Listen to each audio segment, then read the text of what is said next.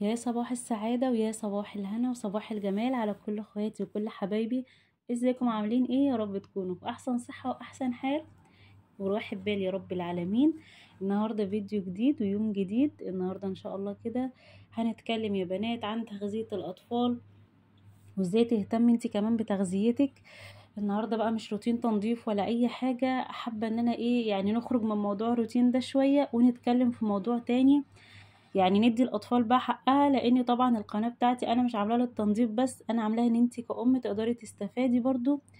ازاي تتعاملي مع اطفالك، ازاي تغذيهم كويس، ازاي تهتمي بنفسك، ازاي تهتمي ببيتك، ازاي تتعاملي مع جوزك. المهم ان القناه معموله ان احنا نتكلم في كل حاجه واي حاجه انا مريت بيها في حياتي وحاسه ان هي فادتني، فبحاول على قد ما اقدر ان انا اوصلها لك لو انت مامي جديده، اللي هو انا برضه اقول لك الحاجات اللي انا مريت بيها والحمد لله جابت نتيجة. وانتوا كمان يا بنات في الكومنتات اتفاعلوا كده معايا، واللي عنده اي يعني حاجة يقدر يفيد بيها غيره يا ريت يكتبها لي في الكومنتات. يلا قبل ما نبتدي الفيديو نصلي على حبيبنا وشفيعنا. اللهم صل وسلم وبارك على سيدنا محمد عدد ما في علم الله صلاة دائمة بدوام ملك الله. ما تنسيش اللايك وما تنسيش الكومنت اللي بيفرحني، ويا بنات اللي لسه مشتركش يا ريت يشترك وينورني ان شاء الله كده، ايه القناة تكبر بيكم وكلنا نستفاد. انا بقى ابتديت معاكم اليوم من اول ما بدات احضر اللانش بوكس مع الولاد.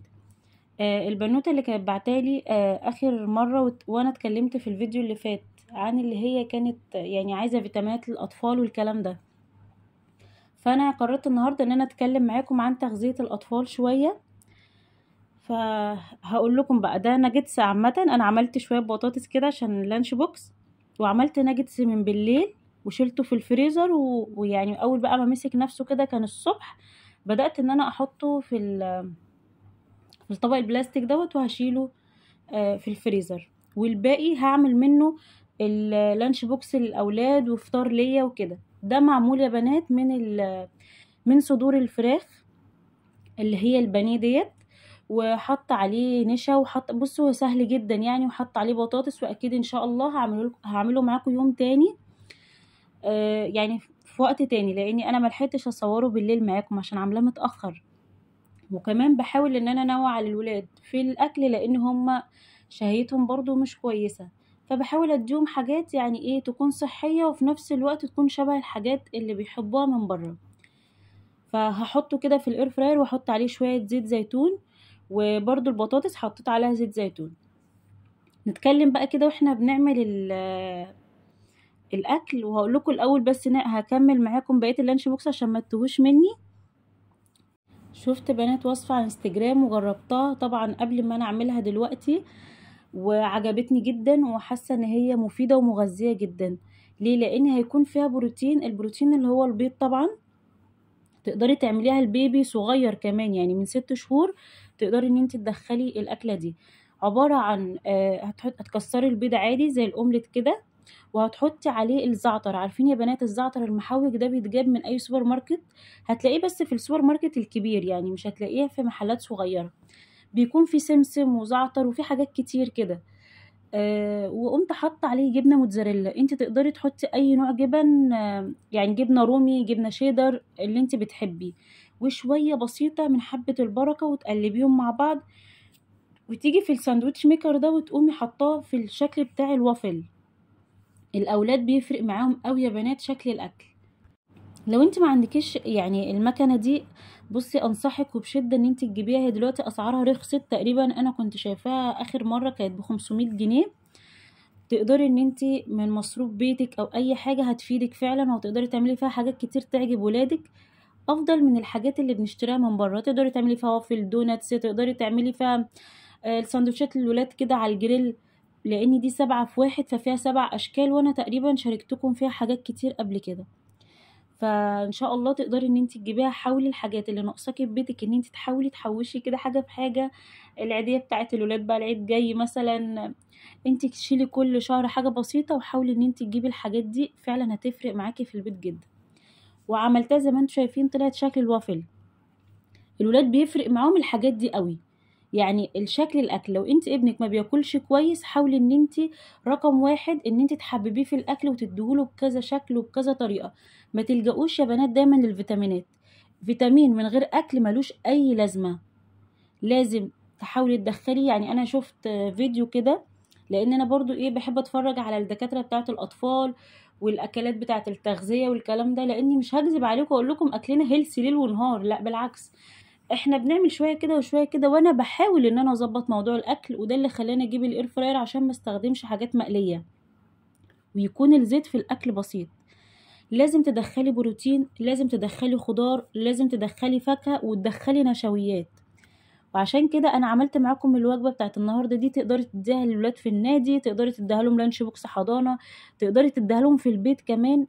المهم ان انت تعملي الحاجات دي بايدك في البيت. بصوا انا عارفه وبيبقى مجهود شويه، بس اعملي كميه. ممكن تعملي مثلا البطاطس وتفرزيها زي ما احنا اتفقنا. انا عملتها معاكم تفريز البطاطس دي قبل كده وطلعت حلوه جدا. تقدري ان انت تعمليها وتحطيها في الفرن، حتى لو ما عندكيش اير فراير ترشي عليها شويه زيت وتحطيها في الفرن، اديكي اديتيهم نشويات.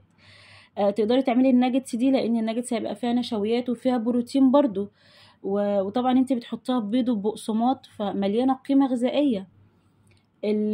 الطريقه بتاعت الوافل اللي انا عملتها معاكم دلوقتي فيها بيض وفيها زعتر وفيها جبنه، يعني انت اديتي كالسيوم واديتي برضو بروتين.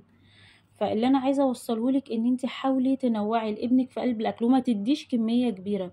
بصوا يعني هما ما رضيوش يفطروا، حطيت لكل واحد قطعتين من الناجتس، وشويه بسيطه كده من البطاطس، ونص قطعه من الوافل اللي انا عاملاه اللي هو بالبيض ده يا بنات.